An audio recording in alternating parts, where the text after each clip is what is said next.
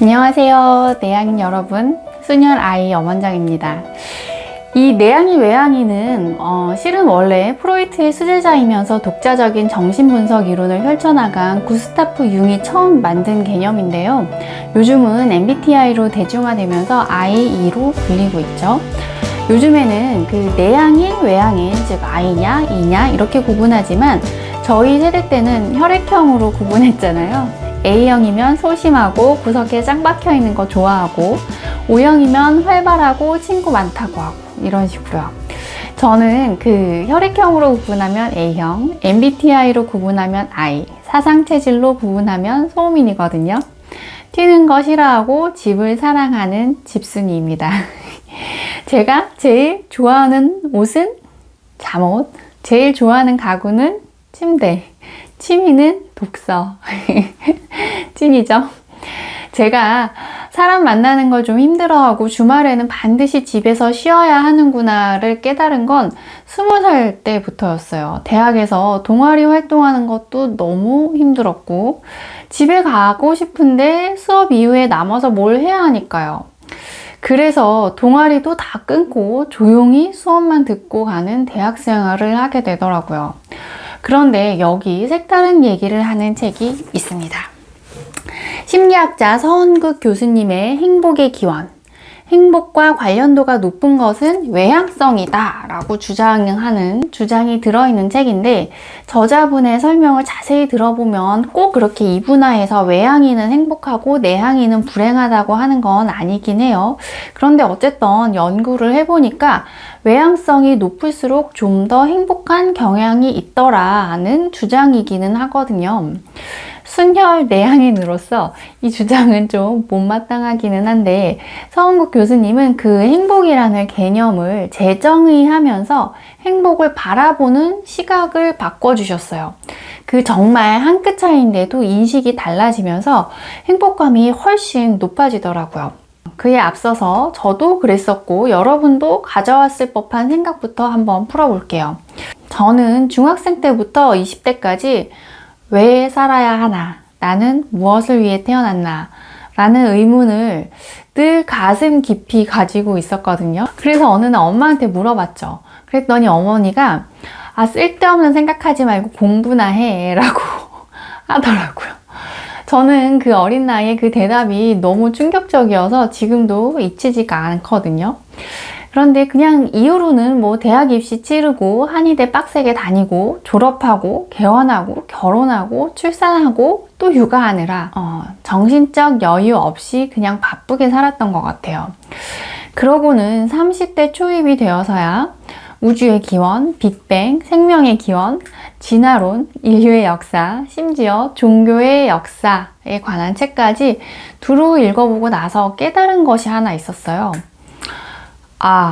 내가 태어난 건 그저 정말 순수하게 우연일 뿐이구나. 이유는 없네.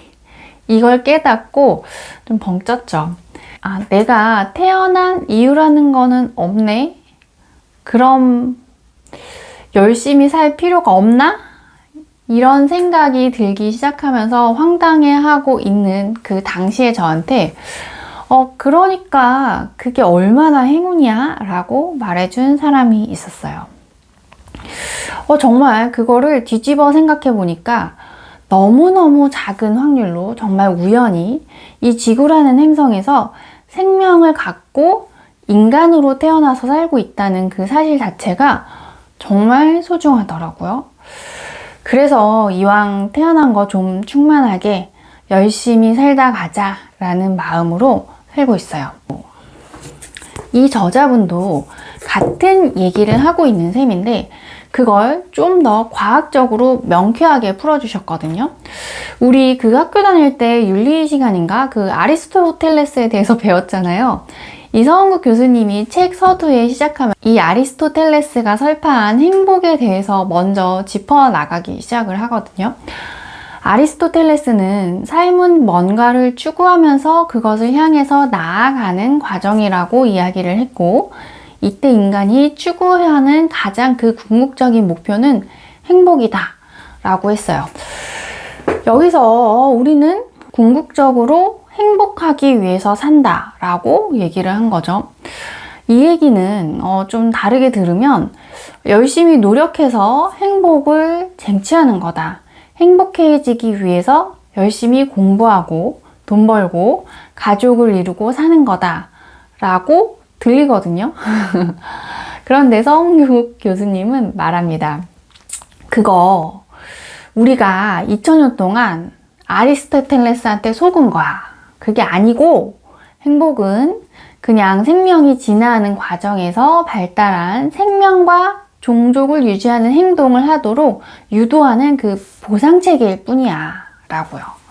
즉 우리가 무언가 맛있는 걸 먹으면 행복하고 추운 겨울에 따뜻한 난로 앞에 있으면 행복하고 사냥을 해서 먹이를 구했으면 행복하고 내가 낳은 아이를 보고 있으면 행복한 거예요.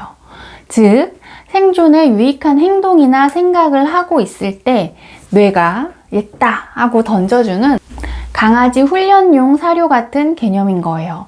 세로토닌, 도파민, 엔돌핀 이런 것들이겠죠?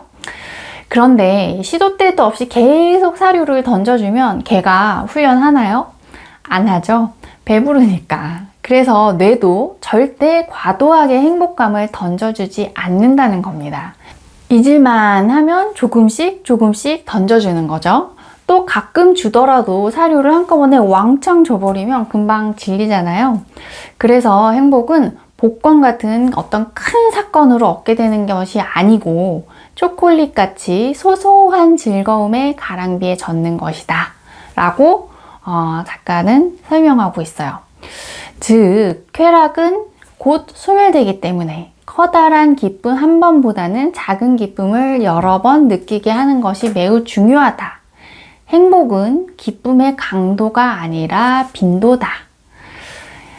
즉 뭔가 거창한 것을 이뤄냈을 때 얻는 것이 행복이 아니고 하루하루 음식을 먹을 때, 피곤한 하루 끝에 침대에 누웠을 때, 내일의 생존을 위해서 오늘 무언가 뿌듯한 생산 활동을 해냈을 때 느끼는 것이 행복이다 라는 거죠. 정말 별거 아니고 뭔가 이미 알고 있었던 내용 같은데 명확하게 이해하고 나니까 저는 그 소소한 일상에서의 그 작은 행복감이 좀 더 소중해지고 정말 더 감사하게 되더라고요. 내향에는 사람들을 만나서 웃고 떠드는 게 그리 많이 필요하지 않은 사람들이니까 더 작은 것들에 행복할 수 있는 것 같아요. 어디 나가서 신나게 외부 활동을 하지 않아도 아침에 마시는 향긋하고 소중한 커피 한 잔, 겨울의 창으로 들어오는 따뜻한 햇살, 아이들이 보이는 그 순간적인 미소, 재밌는 책을 읽고 있을 때, 그 책에서 새로운 사실을 알게 되고 깨닫게 되었을 때, 아침 상쾌한 출근길을 가고 있을 때, 진료하면서 환자분과 같이 웃게 되는 그 순간순간. 저는 이런 것들이 다 행복하더라고요. 아 맞아, 이게 행복이었지.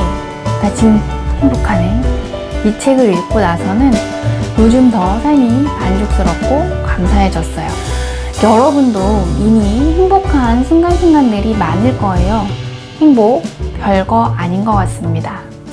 그러면 오늘도 소소하게 행복한 하루 되세요. 감사합니다.